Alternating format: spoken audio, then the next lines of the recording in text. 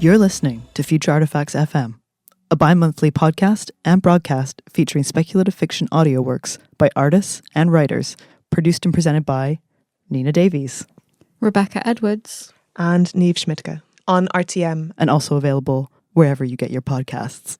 The programme focuses on fictional works intended for broadcast to carve out a better understanding of the now by exploring various interpretations of the future. Together with guests, we discuss the mechanics of different types of storytelling to reveal the complexities of contemporary culture. Let's get started. Let's get started. Let's get started. Let's get started. Let's get started.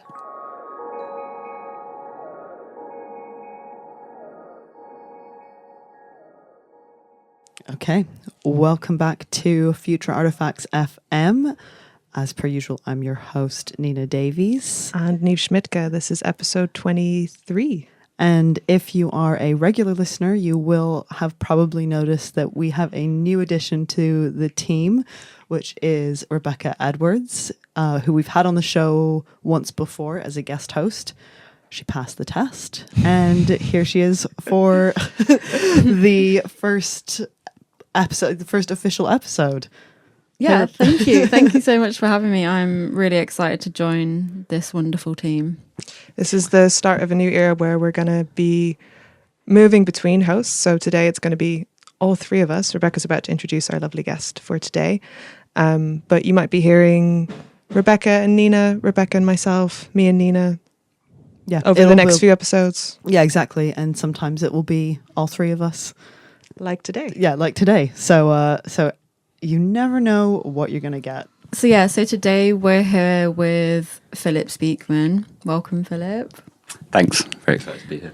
So just by way of introduction, Philip Speakman's practice explores fiction as a technology and how the imaginary transgresses its unreality through media, communication and narrative technologies of its times.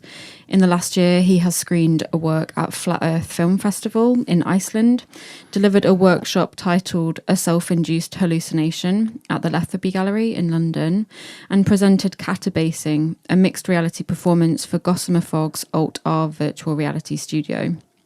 His essay, It May Start Out as a Game, but It Ends Up a Whole World, Creepypasta, QAnon and the Anomalous Tales of the Internet, is to be published in a special issue of the Journal of Contemporary Legend later this year, which is really exciting. He graduated from MA Fine Art at the Slade in 2023. So welcome, Phil. Thank you. Yeah, big fan of the podcast. So yeah, we're a big fan of you. We've wanted to have you on the show, like probably for a year, maybe even more than a year. It's been longer. Yeah, I remember your submission for the open call in like 2022. I think it was. Yeah, probably. Yeah. And ever both since of us, then, your name keeps coming up. Like we're always like, and Phil, we need to get him on the show. Yeah, I think we've been trying to figure out a theme and a funding and being like, okay, this would work. And then thankfully the stars aligned finally. Thanks. It's a very exciting theme as well. Yeah. And speaking of going to introduce it, so this is the first episode of a few on a new theme called Of the New Weird. And we won't read you our full text. You can read about it online, but to whet your appetite ahead of hearing more about Phil's work, we'll introduce some of the key questions that we're thinking about in relation to the new weird.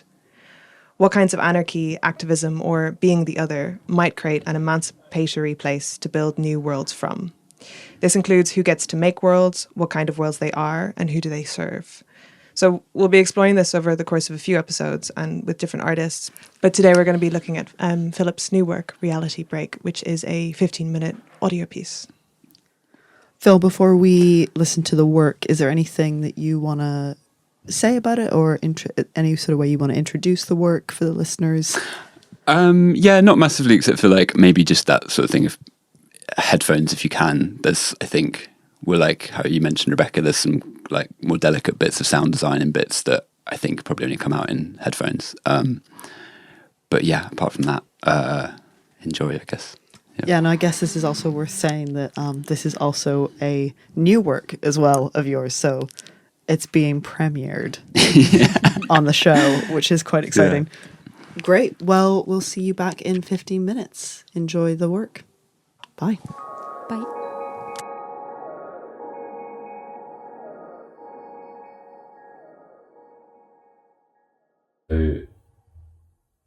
Where does this begin for you?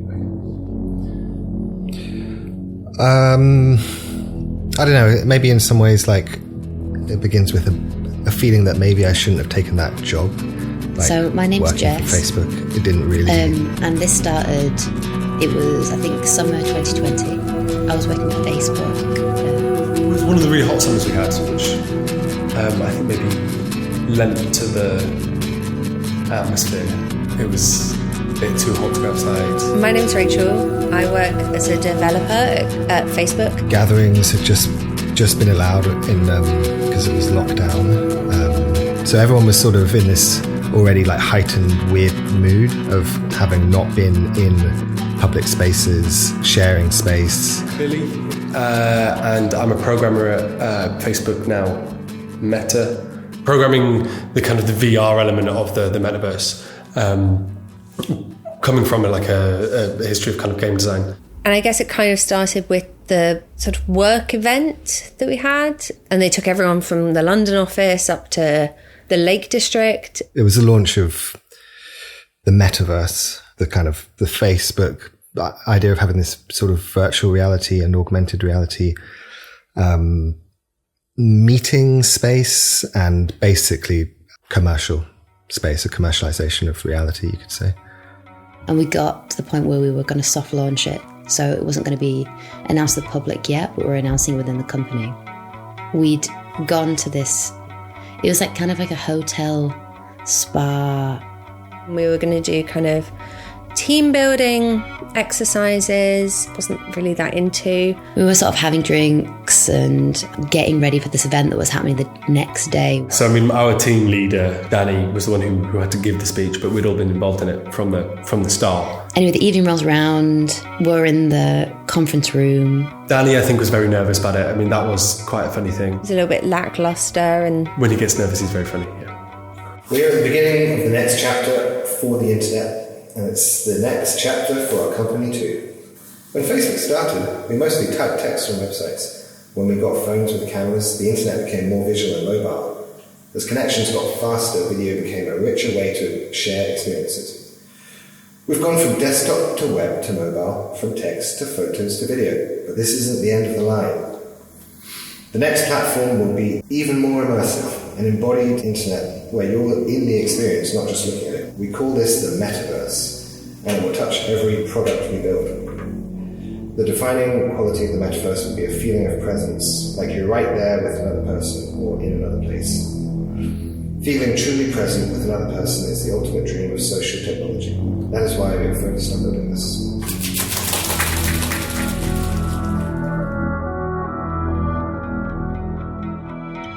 So the sort of conference workaway thing ends. The four of us, Jess, Billy, Rachel, and me. And we get in Billy's shitty little car and we drive maybe half an hour away to this little Airbnb we booked. Just to have a bit of a holiday, basically. It was really nice. It was, if you looked out the window, you just couldn't see anything, especially when it got dark.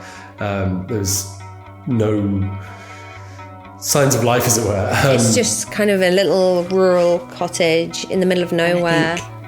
I think the internet was really dodgy, and I don't think there was really any phone signal, and it was just like a bit crap. But also, you don't really give a shit because you're with your friends and it's maybe going to be a nice. Fire? No, there wasn't a fire because we had the. You can like get YouTube of a fire up, so we had that up. Which years old, low ceilings. I think it had been extended maybe in the past couple of 100 years. It's one of those ones that I think would have been 1 or 2 rooms initially for like a farmer and the family.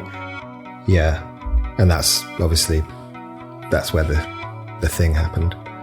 So had a few drinks and decided to play some D&D because we've kind of got a campaign going, the four of us. I play a character called Alabaster, who is this like really ancient wizard sorcerer who's really powerful and has this really cool armor, but also can't really remember anything.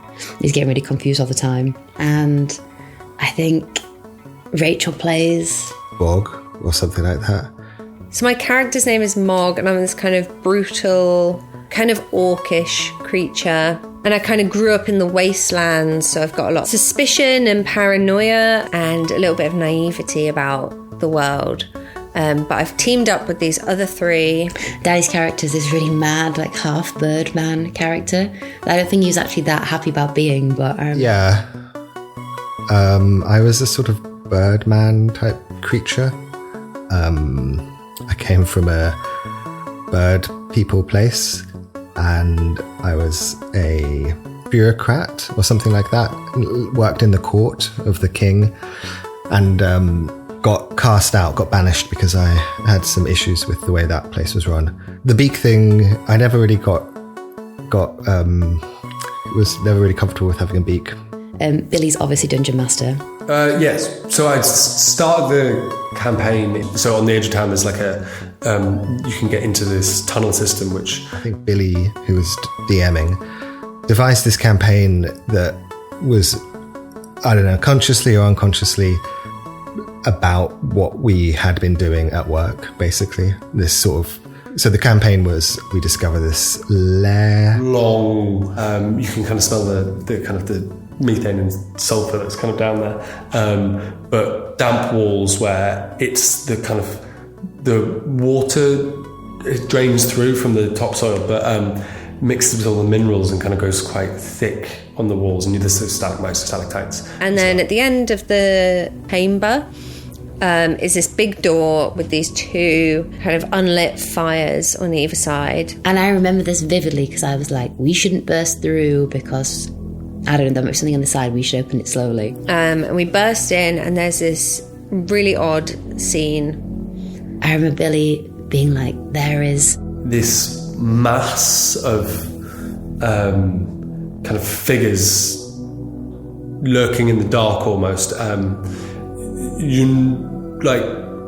There's lots of them. Really odd scene where these people are in some sort of religious ceremony. hundreds of these sort of worshippers with a glazed over expression on their face. Kind of, sort of, they seem blind. I don't think they actually were blind, but they were blinded or mesmerized by this big sort of central...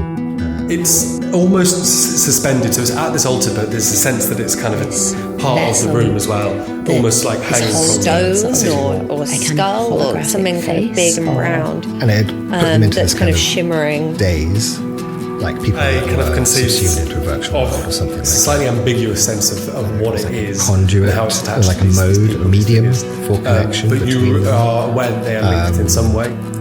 But I can say that the people seem to be content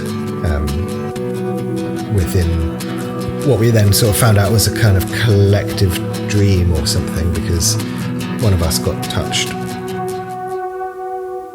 And then Jess touches it and she sort of disappears, and well, she's still there but like mentally elsewhere.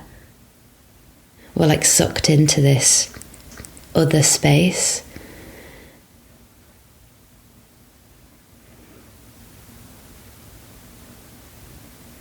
And it was like we were really in it and really concentrating on it. There was just this like sound, and then we all stopped, and I don't even know how to, like, it still makes me feel like really, really weird, but it was like Noise that loud. It was like nothing I've ever heard before, and so loud. Humanoid slash animal. The beginning bit's a bit hazy to me because I think we were sort of like in denial about that happening. It happened again. And it this time felt like it was responding to the fact that we had tried to ignore it. I don't know how that makes sense, but it was... you just got this sense that it was talking to us, sort of thing. The noises it was making from afar that sounded like this kind of groaning thing that like the call of a child or a baby that is demanding of you something, and you don't know what. But the quality of that speaks to needing a response. So it's this thing of demanding a response. So there's agency there, but there was no kind of like semantic meaning to it. It was a kind of and the sound is really loud now. Little phrases or like what words and phrases about how it sounded to me like they were maybe things that I'd heard at work or things I'd said or heard from other people. I'm pretty sure I heard the speech that I'd given to Facebook, like parts of that. I don't know if it was my voice, but that was obviously like really disturbing for me. And I think maybe Billy was like, and I remember him going to that front door and just like stopping, and him just like looking really, really confused. Yeah, this was part of the weirdness of the whole thing. There was a basement, or there came to be a basement. There's a door. I think nobody wanted to admit that it might have appeared out of nowhere, but Kind of cupboard under the stairs door, and it sounds like the noise is coming from that door, but it also kind of weirdly sounds like it's directed at us. we ended up opening it after struggling to reckon with the idea of doing that.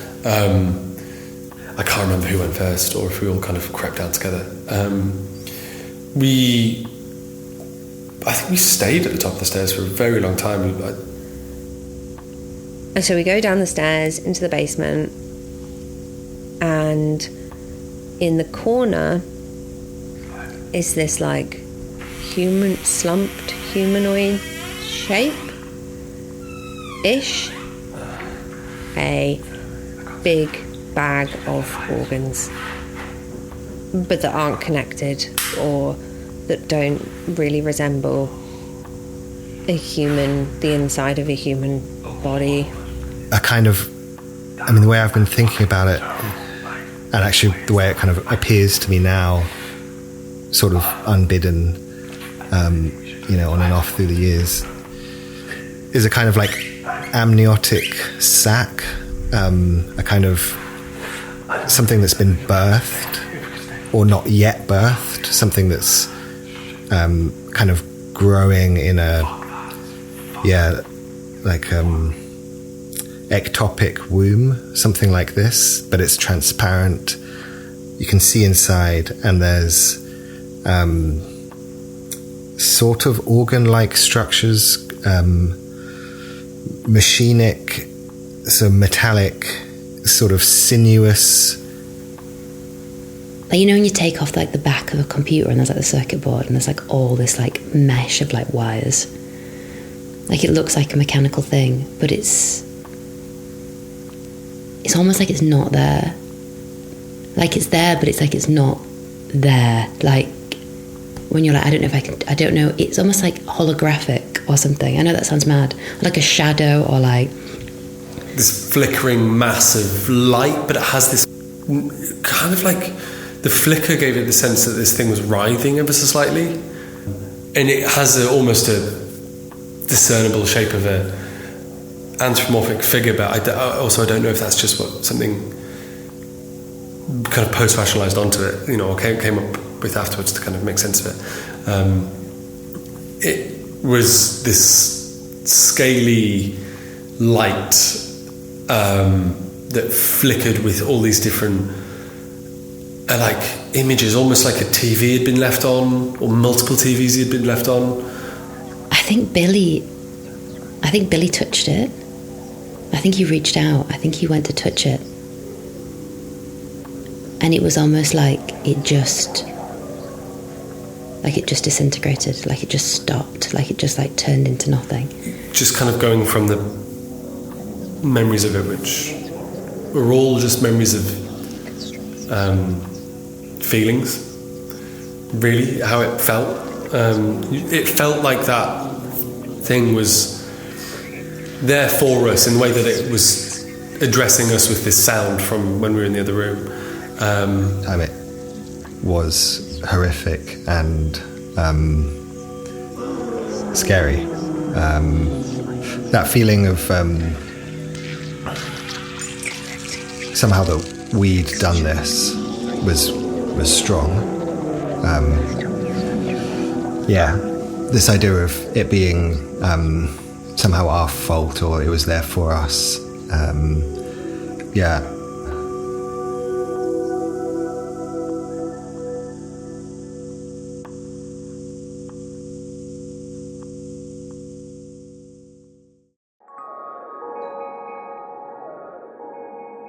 Welcome back. Hope you enjoyed Reality Break by Phil Speakman. To start things off, Phil, I was wondering whether you could just introduce us a little into how the work was made and the references to D&D. Essentially the work was kind of made through creating a D&D structure in which the 4 characters kind of played through it. So they're all friends of mine. They're all their actual names, and essentially, so you begin in this hotel in the Lake District, and you set it up like you would with D&D. I'm basically dungeon mastering their experience, describing the environment, giving them choices, and then it moves into the Airbnb, and then into the actual traditional dungeon, the Dungeon Dragon style thing, where again they're sort of playing this environment, and then they kind of encounter. And so we kind of did this as one session, and then I recorded each of them individually recounting this story a week later. So hopefully once it's sort of set into memory, kind of the idea being that it's once it's in memory, does it exist in maybe the same state of reality as something you've actually experienced in some way? Or I guess that's the kind of thing I wanted it to have, this this kind of thickness, this tangibility kind of. I remember playing Dungeons and Dragons. I remember being stuck in a tunnel as a troll because my character was too stupid to open the door, and these kind of I don't remember the situation of actually playing D&D in lockdown on Zoom with people. I kind of remember that thing, and I guess it's the sort of what the work was trying to work out as we kind of live more in virtual spaces, or at least some part of our interactions happen in virtually the digital spaces, less the metaverse, or just even the way that we can summon these spaces up into being through the kind of collective imagination of 4 people sat around a table. One of the other things that's kind of important with the Dungeons and Dragons setting is to retain some of the the dungeon setting, kind of based on this idea that so the first kind of virtual spaces in a way were dungeons. So could you explain a little bit? So the first kind of spaces that were virtually inhabited online were what's called MUDs, which stands for multi-user dungeons, and basically it was a digital version of the kind of tabletop role-playing games that you sort of understand in Dungeons and Dragons, but through through text-based, so the sort of thing move north, slay dragon. The first multiplayer games which people could inhabit on the same network were these. So in the sense, the first spaces that people could interact with each other in a kind of virtual environment were actually dungeons. And I guess almost to some extent, the dumb thesis for the work is this sort of what if we never left the dungeon kind of sort of thing. In a way, I don't know, but or at least maybe thinking about the dungeon as a weird virtual space, and that, I don't know, has some relationship to the strangeness of the metaverse and things like that. But also I don't know, the way that, again, even in those models, it's just text-based describing of spaces. It's the same thing with Dungeons and Dragons, where you are summoning spaces into being that have a tangibility just through the words and the act of collectively imagining into that space. And I think that, I don't know, I think these things are interesting because I do think that there is possibility for real experiences and real encounters that have a sort of emotional and transformative kind of effect in there, I guess. I guess that's also part of what happens in the piece, or what you're kind of proposing to us in the piece as well, is that what's that point where that kind of gamified reality enters into memory or enters into kind of like the physicality of your body, or like how the emotion kind of plays out in the body. Because even the characters in the work, they'll say something like, and then the door opened, but not the real door. Like, I can't, maybe it's not that line exactly. Yeah, but I kind of wondered, it's almost like, I don't know, that the thing keeps sort of eating itself in a way. You keep going deeper in, and maybe you miss the moments where they're transitioning from one space into another, but it's kind of pulling you through in some way as they kind of, yeah. I feel like that's something that your work does really well. I remember when I first encountered your work was at the Slade Degree Show, and I remember watching the film that you presented there and kind of really honestly not remembering the start of that film. It felt very labyrinthine. It felt very kind of like deep dream, and I think this is also what this work does, is it kind of presents a series of parameters or boundaries, and then you kind of get sucked through different levels of it, and it's like you can't escape, you can't find your way back to the top. Thanks. That's I guess that's I wanted it to be in some way like immersive like that, and I think, Nina, you had this good description when we first spoke as a group about the work of like, it's like D&D Inception, you know? Yeah. Kind of, yeah. You're within a like recounting of a D&D game, but also even the structure of how you made the work as well. So it's kind of all these layers of the dungeon. Well, also there's two, and I think what's great is there's actually sort of there's a dungeon master within the game that's led by another dungeon master, which is you. Yeah. And you do know that, you kind of do know that because you start off the work with your voice. Yeah. I guess that's kind of the thing that it's like, in a way, it's like it's letting you be aware in some way of the artifice of the things that are being set up. But just because something's artificial doesn't mean it doesn't have the ability to still pull you through and transport you in some way. It's like, I guess that's the thing that, I don't know, it's like, I remember like ages ago doing my BA, like a tutor being like, your work is like all affect, and like pointing me towards like Brecht and being like, do you need this moment of like distancing or something? And I guess like, I get that, but at the same time, I don't think that necessarily like affect and the ability to be pulled through something precludes you from being able to like analyze the experience that you've had. Like, I think that the nature of encountering information or just like existing online, like you're kind of always within inside of it, but that doesn't mean you can't also be critical of it.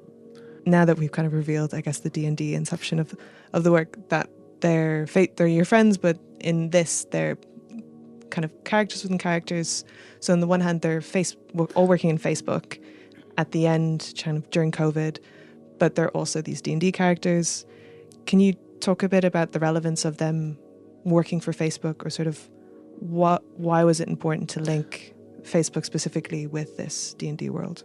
Yeah, I guess, so I was sort of thinking about how you create narratives around, like, I guess like a bit like what we talked about before, like the people who actually are having a large effect on the way that we experience the world. Like, I don't even use Facebook, but you can't deny that like Facebook has a huge effect on like Instagram. Yeah, exactly. Like the moderating of how we experience life, and like more than that. And so like, how do you make kind of stories about these things when the kind of sites in which they happen are, I don't know, like just Silicon Valley offices, or they're like immaterial exchanges of information in the process of coding these things? Like, how do you make good stories about that in order to be able to actually like kind of make some sense of it in some way? But I've always been really interested in these kind of mythologized examples of people coming together through chance, or just that kind of then have these ripple effects in culture. So like one example would be like the story of how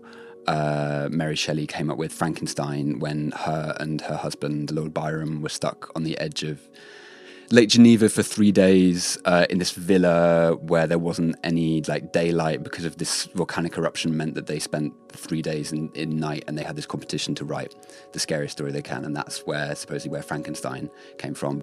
These sort of like, I don't know, these sort of like mythologized moments that have these ripple effects. And so I kind of wanted it to function a bit like one of these sort of stories where you maybe start to, I don't know, maybe you can also like through narrative engage with what's actually being done in the process of like constructing the metaverse, or like, I don't know, like implementing like the groups feature and these things that you now kind of recognize the effects they have upon the way those platforms work and the way they affect like political polarization and things like that.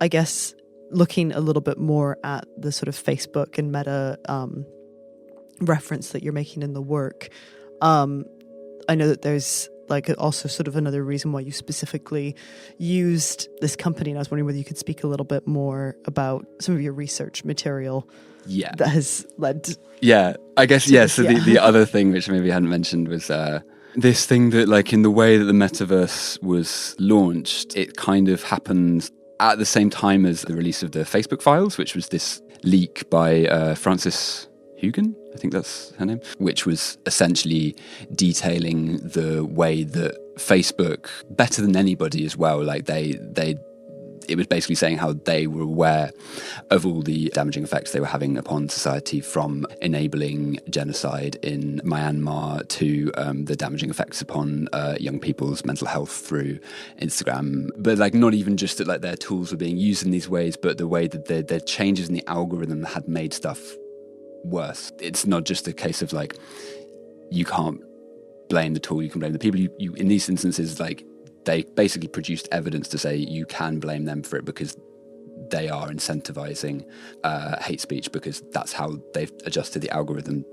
But didn't they had this thing where it's like an angry emoji was weighted higher than like a positive. So like a negative response was higher than a positive one. Yeah, I think this is one of the effects apparently, was that it changed the way that political parties advertised an election. So previously a party would spend 50% of their funding on adverts saying like what they're going to do and what good they're going to do, and 50% on attacking the opponent.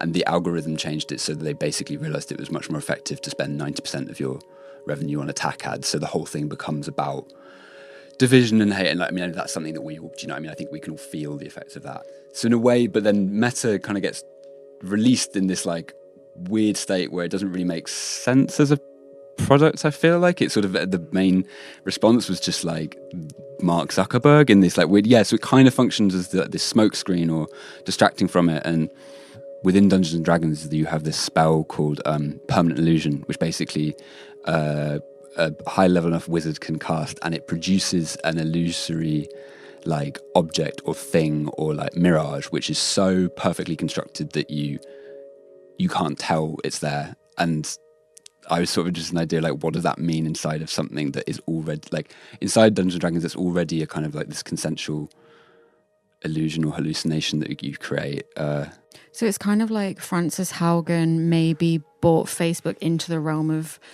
the real, because I feel like before that it was a mythologized place. Like, I just drove through like Mountain View, like Silicon Valley, and like there's a lot of awe around that place. It's a very weird place actually, but like just thinking about how people think about big companies, they're impenetrable.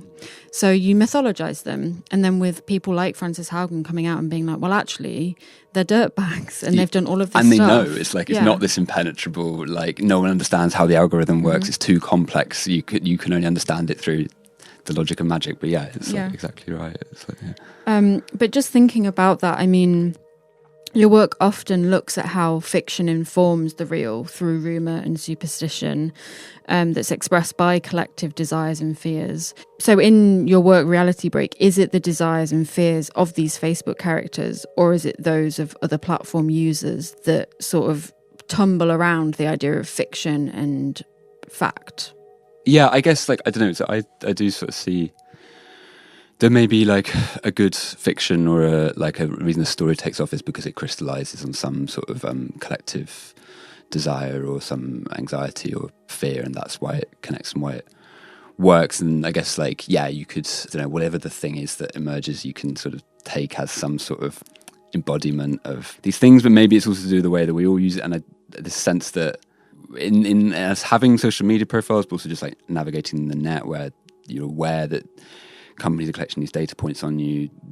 There is something you're putting out there that is being made, but then I don't know, maybe that also something is in that there's something being taken from you as well, which is, I don't know, in terms of like fear and superstition, how these things like come up in relation to storytelling or fiction. Like when I was making it, like when we were doing this session, there was bits where like they were laughing too much. And you had like me as a dungeon master being like, no, this is supposed to be the scary bit. Like when the ending comes, like they're like, why are they laughing? It's not working.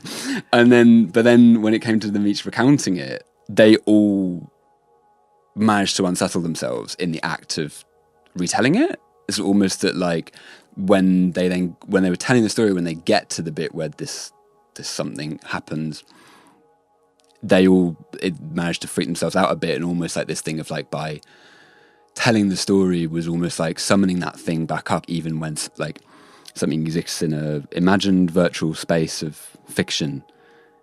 This felt like an example of how those things can affect your feeling, or I don't know, have consequence outside of that. And I don't know, maybe that almost relates to the idea of like sympathetic magic, which is like this idea from magic that like attracts like, and I guess like the logic of the voodoo doll, that like the cause resembles the effect in some way, and that there is some relationship between, or at least in this, like the telling of something and the actual thing.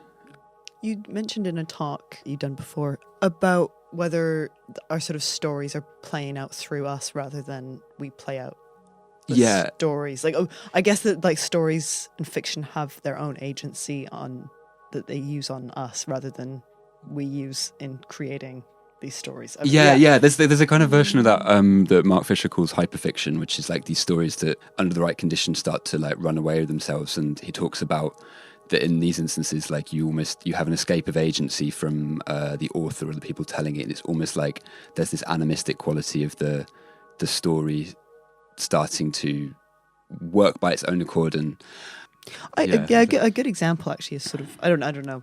Yeah, we're going all around, but I think it's good. But an artist that we've wanted to have on the show for quite a while, Maud Craigie, who made a documentary film about the police interrogation system in the States, and like how in this sort of training they use scenes from The Wire to train to train these aspiring interrogation officers, but that like it's where the fiction. I mean, that's a really kind of clear example, I guess, like a really clear cut example. Yeah, especially of, like, where fiction is informing reality. Like, made mildly hilarious by the fact that The Wire is also showing how dodgy the police can be. Yeah, exactly. That's missing the point. And then training that back on the next generation police force. I know that's sort of, you're kind of talking about something that's maybe a little more slippery than that, and that's probably like I guess actually like Lawrence W. Hamden's kind of work gauges that thing as well, doesn't it? The way that like in the way people produce testimony of things, they're like, you might be someone saying it sounded like well, in the way that we understand what a punch sounds like because we've heard it in a Hollywood film, which actually will be somebody dropping Yellow Pages. And so, like when he's coming to listening to what people are describing or people saying what they thought they heard, it doesn't sound like what actually the violence was, because the only way we have a register for understanding that violence is through the fictional representations of it, like through film and through radio and things. But yeah, I don't know. Oh, we could do a whole episode. Actually, we could do a whole episode on this. Maybe we should. Yeah. But I feel like there's also something in there about like I mentioned in your bio that you're looking at creepypastas, which I don't know if you want to give a quick description of. Yeah, well, I guess so. Like one of the other things for this episode was thinking about the way that games or play or storytelling structures can actually run away with themselves and produce like real outcomes. Like an example of that can be in the way that so like this kind of like online community creepypasta, which I guess kind of peaked probably more or less like 10 years ago, in which people write and share scary stories. And like a convention within this is, at least on No Sleep, that's the biggest Reddit one for it, is people post as if it's true. So you always write in the first person and people always respond also in the first person as if it's a real thing. So you'd respond saying like, oh God, that sounds terrifying, man, not like, well, that sounds unbelievable. So this is what, so this is kind of what's referred to as like a type of LARPing, like live action role play, but basically the exact same. And this, I don't know, one way this runs away with itself is in the example of like Slender Man, which had this like moral panic around it in that when it kind of got people from outside this start to see it and thought that people actually believed this and that there was this horrible violent incident. But then basically in another parallel example of this, is that essentially like QAnon came out of 4chan message boards using exactly the same mechanics, where people were posting in this style of a government operative, and before there was QAnon there was like CIA anon and like FBI anon, and within that community people understood it as a LARP, and they understood it as like this kind of participatory storytelling exercise. But then when it moves on to Facebook and outside of the people within the know, it starts to be taken as real and starts to become something like wholly different. And as kind of like QAnon exists now, which is this cultish conspiracy theory, that worldview that's sort of all now becoming something else as well. Like, there's something really weird about the fact that 4chan was founded by literally a group of 15-year-olds who around them had like their own superstition and myth, like this guy called Moot, who no one knew who it was. Have you seen that documentary about it? I saw one of the recent ones that was on Netflix, and they introduced Moot, and everyone's like, "That's not Moot. He that just can't looks be like Moot." such a normal guy. Yeah. But I think there's something interesting that I was thinking about with like the dissemination of this information and how it feels like a kind of flip of the poor image, Hito Still's poor image, where it's like the image loses quality the more it's shared, whereas this is like the story gains more traction, and it gains something the more it's shared, the more it's retold, especially on the internet. Yeah. Well, I guess that's interesting. Like, I remember talking to this is a bit of a sideline, but like Ben Cook, the director of Lux, and he was saying it's traditionally the art gains value through scarcity. How does that work in something like moving image, in terms of like the internet, where actually maybe it's about presence and it's about the more something is seen, like in terms of like works, kind of moving image works quite often now become known or famous because they've taken up almost like a certain, because of their availability. Because they've everybody's kind of aware of them, and so it kind of flips that. But in the instance of creepypasta or conspiracies, it's once they've reached a certain critical mass that they can then start to, like, I don't know, I guess it's that escape of agency from the author or from the intent. I guess that's the whole thing of why these things get discussed as like open source or decentralized myth making, because it's kind of about the way they emerge from spontaneously from collective contribution, instead of one person being able to have any say over its direction in some way. But I think there's also this thing, and I guess this circles back to the kind of conversation you're having before around Facebook, of what happens when these kind of groups, these LARPs, these, let's say, common points of knowledge of we're LARPing here or we're creating a world here, when that gets transferred to another space where all that context is lost, such as with QAnon, which then through these shifts in the algorithm of Facebook then starts to become this very violent uprising and takeover in the US. So it's, I guess there's also this kind of question of, or maybe something I'm thinking about, because there's like these responsibilities that are held by these, let's say, larger media platforms in containing that in a way, but then also what happens to those who initially start these spaces or start these groups or start these forms of lore and then see it being abused in these ways. And so I guess thinking about these forms of, let's say, responsibility by spaces like Meta, or even if we're going to open up the branch to kind of larger tech companies such as Google as well, and this results of the weird in terms of the new weird as something that these Facebook workers are using, how can weird become an emancipatory tool? If it's kind of being abused in this way, also, how can it like reclaim that kind of power back, maybe? Yeah.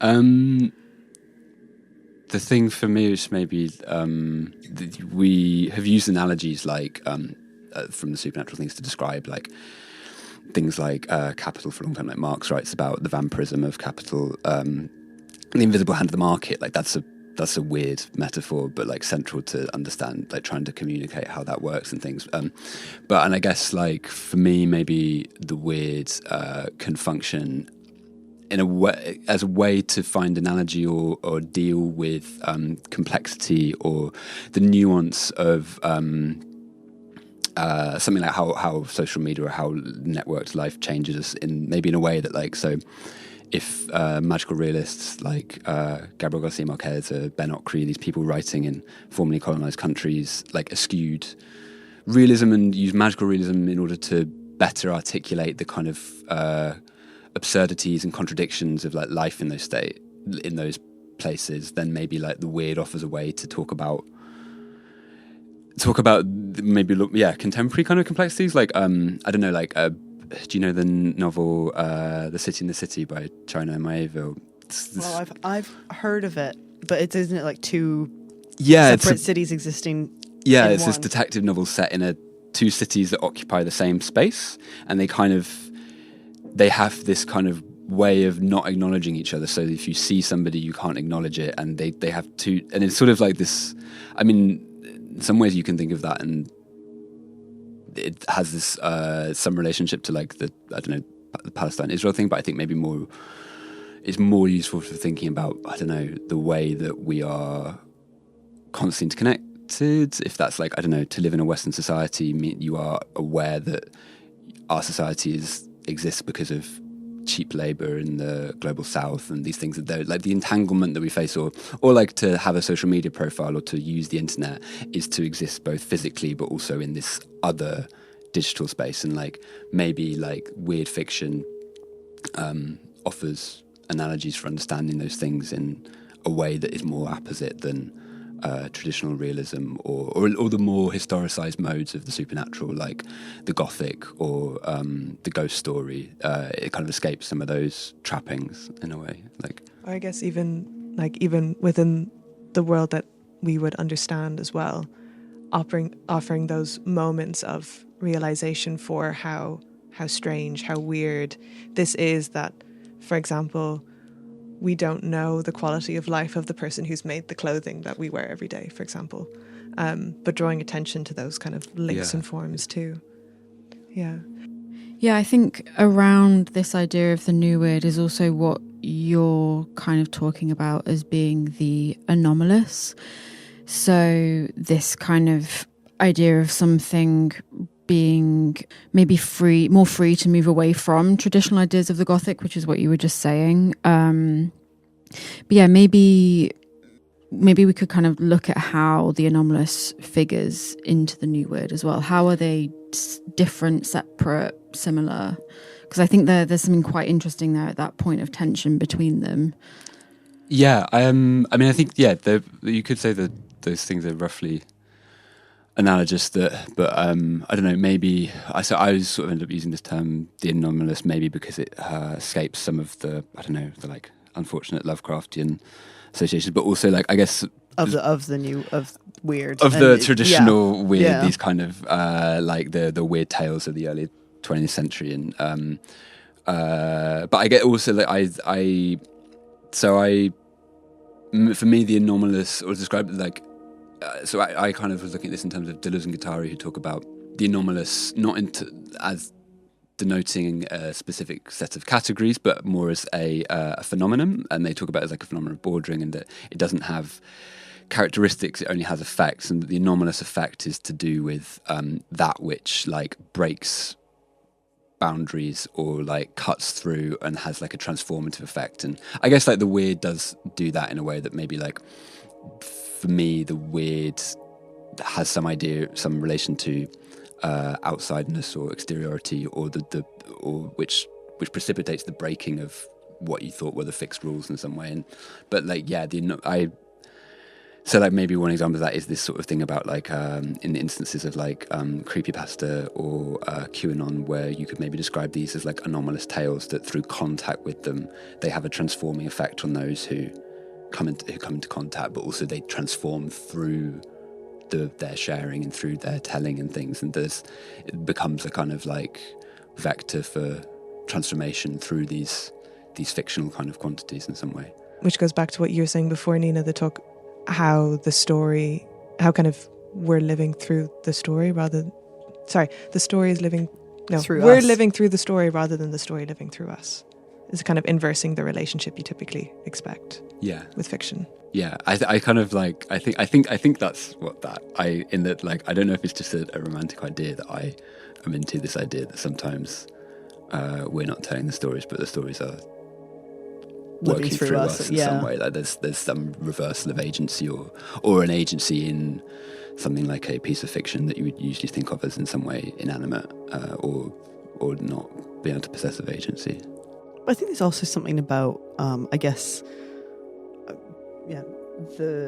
a lot of these fictions or stories beginning in these sort of chat rooms, but then also like a sort of materialization, like of them, like as time goes on, they kind of start to enter and become more and more part of the real world, which is also going back to your work as well. Like, and we are kind of talking in circles here, but that sort of with the characters kind of making reference, even though it's kind of two versions of the game. There's a version of the game which is reality, and there's a version of the game which is D&D, even though we know it's all a game. But and I guess, what's your interest in how they develop into and through the real world, or are you interested in? Yeah, it I mean, I at guess all? I guess the reason is because for me they represent the most pressing or contemporary instances of myth informing or making itself real in some way. Like, I guess, like we're talking about through the way they can be sort of like participated in through in a mass way, and also, like, I guess that thing of it's another weird example of like where teenagers or very young, the sort of adolescent imagination able to like play out and have these ripple effects of that. I don't know,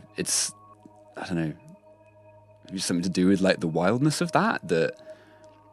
Well, I think it's maybe something to do with like the networkedness of Yeah. it, the meshwork, the Tim Ingold meshwork kind of idea.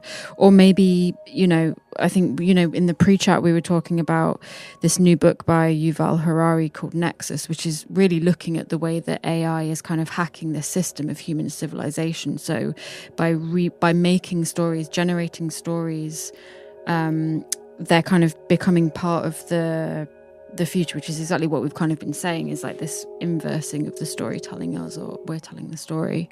But maybe we should kind of, we started talking about groups and about this collective idea of sort of storytelling and myth making, but I'd really like to sort of for us to talk about the end of the work and what you think they are looking at. So I guess like the maybe even the itness of it was something I was kind of interested in, because like in as if it remains a weird object, then it can be malleable in multiple things, and it's almost like its ungraspableness, I feel like, has some, I don't know, allows it to be more, but I don't know whether that's this work and what it maybe could relate to is this idea from the occult of an egregore, which is basically the name in occult practices for a kind of thought form, or the kind of like collective unconscious that emerges when a group of people come together to enact like a magical working. And kind of the egregore is sustained through the kind of the desires and the energies people put into it, but it also kind of takes back in some way. And so like this, I don't know, like you can think of like supposedly the Knights Templar had this powerful egregore, but you can also think of like corporations functioning like an egregore. Once it becomes this model that's bigger than any one person, it's sort of moving of its own accord and its own agency. And even say that a Facebook group of people joined together around a particular purpose, it will kind of, could be said to produce its own egregore, and it starts to move. I don't know if it's even physicalizing of the fears of them, or that it's like the result, or them having to face the repercussions of maybe what's being built through Facebook in some way. I was thinking about it on the way here, and almost this form of like collective guilt, perhaps, of like we've built this thing. And I guess going back to when you're talking about the kind of the whistleblower as well, and kind of all the documents that she had leaked from this internal Facebook network as well, of knowing the harm, knowing the adjustments, the changes to that network, them knowing that, and then having this thing, creature, apparition revealed to them as being that form of, yeah, because maybe that's the thing, that when you have all these people working together on one thing, it's hard for anybody to be like, well, I was only one of many. But like, actually, there's not many people in the world who do have an effect on these things, and the people at Facebook do. And so, like, I don't know, even if you are only like one software developer, like how, I don't know, that's kind of a slightly sticky. Well, I don't know if that is a sticky moral question, but it becomes a question of. Well, it feels like they get close. It's almost like they get close to figuring something out, and then one of them touches it, and it's gone. Yeah. It's like this very quick moment of like being on the precipice of really unearthing something quite significant, and then back to reality. Oops, I woke up from my dream kind of story. It definitely has an image of something that I've like seen, not something that I've seen, but like I felt like there was maybe something quite cinematic about that moment at the end where I'm kind of there, and I can't think of what film it is that I feel like I've seen something. Maybe similar that's like in. the point again, that the only references for describing like that which is ultimately unknowable is through the cinematic, or do you know what I mean? Yeah, like you through have to some other rely form on of some other fiction. construction of a, and that maybe that's why I sort of almost like don't want to like talk about it, because it's hard. You can't talk about it without drawing, or of course, to I don't know, the alien or the ghostly or whatever. Like I don't want it like maybe it is a ghost story, but I don't want it to be a ghost story at all. But I don't know. No, I don't think it's. I don't like, see it as a ghost Yeah, story. yeah. Well, it's kind of, I guess, reflecting on it now, it reminds me of sometimes at the beginning or like the end of a horror film, when you have this thing happen, you'll have that moment where you're kind of interviewing the people who this horror has occurred to. And kind of their recounting or their attempt to rationalize what's happened, perhaps, which is also kind of what's happening here, because all of the characters are recounting through the emotions or like the feeling of fear, but none of them are sure. They're all kind of like, this thing happened, and it's sort of also unclear if, are they recounting this a month after they've had this experience? Are they recounting it a year, 5 years, 10 years? Like, the time scale is quite skewed and quite kind of also strange. I'm kind of wondering a bit about the choice to have it be a recount, like not giving us a time in which this is recounted, perhaps. Or is it set in a particular time for you? I guess like, I don't know, in terms of the actual thing, it's not happened like that long ago, and it's set in that moment in COVID. Well, it's set specifically because of its time point in relation to the launch of Meta and the release of the Facebook files, I guess. I don't know, like there was a bit of me that was like, should the whole thing be set in like a moment that is already a bit further away, and that we started to historicize, like even like, I don't know, something like 2012, when you still have that idea of like Facebook being something that's only just come out of like Mark Zuckerberg's like dorm room thing, where it is like the innocence of this period or something, and does that able you to offer more through being able to have more historical relief? It function in a different way, but I don't know. I actually hadn't thought that much in terms of like when the recounting happened in relation to the thing.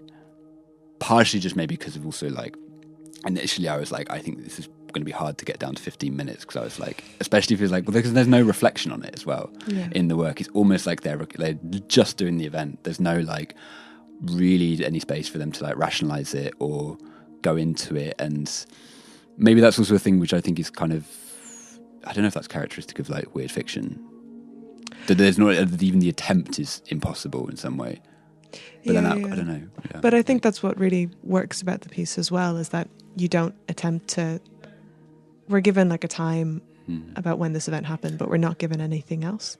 Yeah. In terms of where we are now when we're listening to it, which I guess leaves the possibility for us to be listening to something in the future in a way. But yeah, I guess I almost just wanted like, okay, they've been at this Facebook launch event. They weren't there. They've been doing this Dungeons and Dragons, which is in itself a type of seance or the summoning of something, and that those are the two things that you have as possible causes for this thing, and that's, you're allowed to make that connection yourself, or it doesn't need to be any more explicit than that. As like, yeah. I think we're going to have to wrap it up there. Thank you so much, Phil. Thank you. Thanks so much. It's really sharing nice to chat your to work you. with us. before we wrap up, is there anything that you have coming up or that's online that you want to draw listeners' attention to? Maybe only that article. It may start out with a game but ends up a whole world, which I guess is actually just a kind of like a writing up of a lot of these ideas, and the connection between the evolution of creepypasta and QAnon is coming out in this journal, Contemporary Legend, supposedly soon. But yeah, it'll be on your website. Yes, I'll share it, and yeah. And can we all join your D&D group now? Yes, yeah, I do want to do it more. Yeah. We'll do an extra special episode when we join Patreon for the Patreon subscribers, which we don't actually have yet. But great, thank you so much. Thanks so much. Thank you. Bye. Bye. Bye.